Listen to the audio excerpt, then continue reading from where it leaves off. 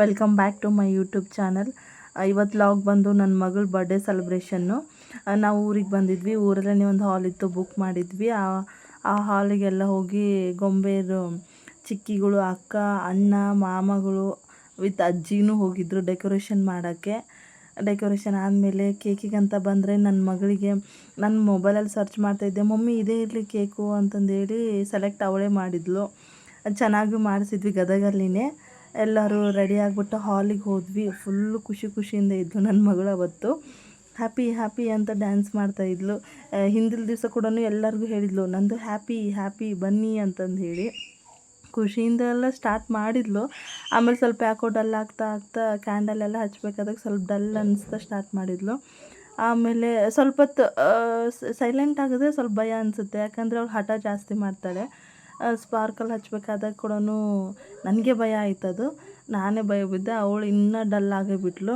ಯಾವುದು ಸ್ವಲ್ಪ ಖುಷಿ ಕಮ್ಮಿ ಆಯಿತು ಅವಳದು. ಆಮೇಲೆ ನಾವು ವೆಯ್ಟ್ ಮಾಡಿದ್ವಿ, ಓಕೆ ರಿಲ್ಯಾಕ್ಸ್ ಆಗ್ತಾಳೇನೋ ಅಂತಂದೇಳಿ ವೆಯ್ಟ್ ಮಾಡಿದ್ವಿ. ಆಮೇಲೆ ಅದೆಲ್ಲ ಇದಾದಮೇಲೆ ಎಲ್ಲ ರಿಲೇಷನ್ಸು, ಹಿಂದಿನ ದಿವಸ ಜಾತ್ರೆ ಇತ್ತು, ಜಾತ್ರೆ ವೀಡಿಯೋನ ಅಪ್ಲೋಡ್ ಮಾಡ್ತೀನಿ. ಆ ಜಾತ್ರೆಗೆ ಎಲ್ಲರೂ ಬಂದಿದ್ರಲ್ವ, ಹಾಗಾಗಿ ಅವಳು ಸ್ವಲ್ಪ ಎಲ್ಲ ನೋಡಿ, ಅಕ್ಕಗಳು, ದೊಡ್ಡಮ್ಮಗಳು, ಚಿಕ್ಕಿಗಳು ನೋಡಿ ಸ್ವಲ್ಪ ಭಯ ಆಗಿತ್ತು ಅವಳಿಗೆ. ಹಾಗಾಗಿ ಸ್ವಲ್ಪ ಡಲ್ ಆಗಿದ್ಲು. ಇನ್ನೊಂದು ಏನಂದರೆ, ನನ್ನ ಗಂಡನ ಮನೆಯಲ್ಲಿ ಕೂಡ, ನನ್ನ ತವ್ರ ಮನೆಯಲ್ಲಿ ಕೂಡ ಇವಳು ಒಂಥರ ಲಿಟ್ಲ್ ಚಾರ್ಮ್ ಆಗಿಬಿಟ್ಟಿದ್ದಾಳೆ ಇವಾಗ. ಇವಳು ಏನು ಹೇಳ್ತಾಳೆ ಎಲ್ಲದು ಇವಳಿಗೆಲ್ಲರೂ ವೇದವಾಕ್ಯ ಥರ.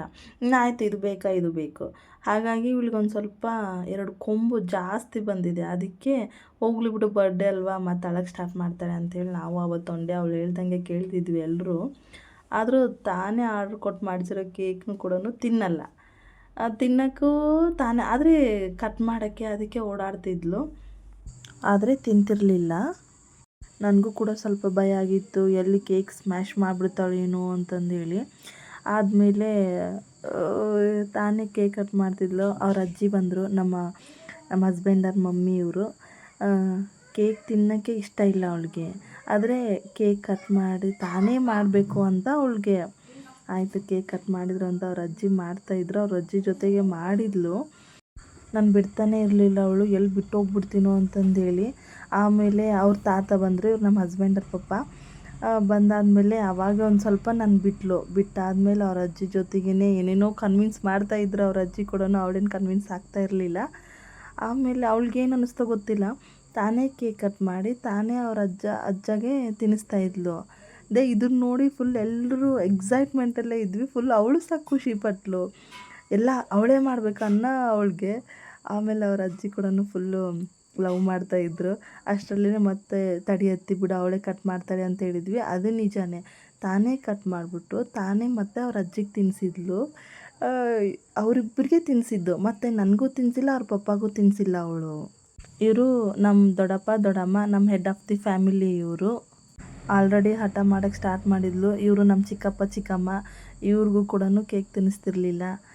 ಹಠ ಸ್ಟಾರ್ಟ್ ಮಾಡಿದ್ಲು ಅಂದರೆ ಮುಗಿದೋಯ್ತು ಅಲ್ಲಿಗೆ. ಕನ್ವಿನ್ಸೇ ಆಗಲ್ಲ ಅವಳು, ಅದು ಒಂದು ದೊಡ್ಡ ಪ್ರಾಬ್ಲಮ್ಮು.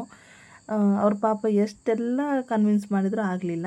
ಇದು ಒಂದು ದೊಡ್ಡ ದಂಡುಪಾಳ್ಯನೇ ಅಂತಲೇ ಹೇಳ್ಬೋದು. ಅವ್ರ ಮಾಮಗಳು ಇವರು, ನಾನು ಬರ್ಡೇ ಮಾಡ್ಕೊಳ್ಳ ನೀವೇ ಮಾಡ್ಕೊಳ್ಳಿ ಅಂತಂದೇಳಿ ಅವ್ರನ್ನ ಅಷ್ಟೇ ಬಿಟ್ಟು ಬಂದುಬಿಟ್ಲು ಅವಳು.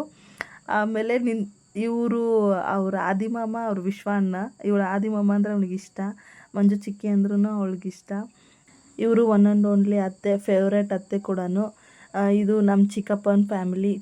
ಗೊಂಬೆ ಅವ್ರ ಹತ್ರ ಹೋಗಲಿಲ್ಲ ಅಂದರೂ ಎಲ್ಲೆಡ್ಕೆ ಕೊಡ್ತೀನಿ ತಗೋ ಅಂತಂದು ಹೇಳಿ ಅವ್ರ ಹತ್ರ ಕರ್ಕೊಂಡು ಅಷ್ಟು ಮುದ್ದಾಡ್ತಾರೆ. ಇದು ಬಂದ್ಬಿಟ್ಟು ಗರ್ಲ್ಸ್ ಗ್ಯಾಂಗ್. ಈ ಗ್ಯಾಂಗ್ ಇತ್ತು ಅಂದರೆ ನಾನು ಇವಳಿಗೆ ಕನ್ಸಿಡರೇ ಇಲ್ಲ. ಆಟ ಇವ್ರ ಜೊತೆಗೆ. ಅದೇ ಬರ್ಡೇ ಸೆಲೆಬ್ರೇಷನಲ್ಲಿ ನಮ್ಮ ಅಕ್ಕನ ಮಗಂದು ಕೂಡ ಸೆಲೆಬ್ರೇಟ್ ಮಾಡಿದ್ಲು. ಇದೇ ಮಂತೆ ಅವನದು ಬರ್ಡೇ. ನೆಕ್ಸ್ಟು ನಮ್ಮ ಅಣ್ಣ ನಮ್ಮ ಅತ್ತಿಗೆ ಲೇಟಾಗಿ ಬಂದರು. ಅವ್ರು ಒಂದು ಸ್ವಲ್ಪ, ಅವ್ರದ್ದು ವೀಡಿಯೋ ಸಿಗಲಿಲ್ಲ ನನಗೆ, ಫೋಟೋನೇ ಹಾಕಿದ್ದೀನಿ. ಇದು ನಮ್ಮ ಮಾಮ, ನಮ್ಮ ಹಸ್ಬೆಂಡರ ಫ್ರೆಂಡ್ಸು ಕೂಡ ಲೇಟಾಗೇ ಬಂದರು. ಅವರು ಕೂಡ ಅವರು ಗಿಫ್ಟ್ ಕೊಟ್ಟರು. ನಮ್ಮ ಮಾವನ ಫ್ರೆಂಡ್ಸು ಕೂಡ ಬಂದಿದ್ದರು, ಅವರು ಸ್ವಲ್ಪ ಲೇಟಾಗಿ ಬಂದರು. ಆಲ್ರೆಡಿ ಫಂಕ್ಷನ್ ಮುಗಿದು ಹೋಗ್ಬಿಟ್ಟಿತ್ತು. ಗೊಂಬೆನೂ ಮಲ್ಕೊಳ್ಳೋದ್ರಲ್ಲಿದ್ಲು. ನಮ್ಮ ಮನೆ ಹಿರಿಯರು, ಆಮೇಲೆ ಊರು ಹಿರಿಯರು ಅಂಥೇಳಿ ನಮ್ಮ ದೊಡ್ಡಪ್ಪ ದೊಡ್ಡಮ್ಮ ಕೂಡ ಸನ್ಮಾನ ಮಾಡಿದರು.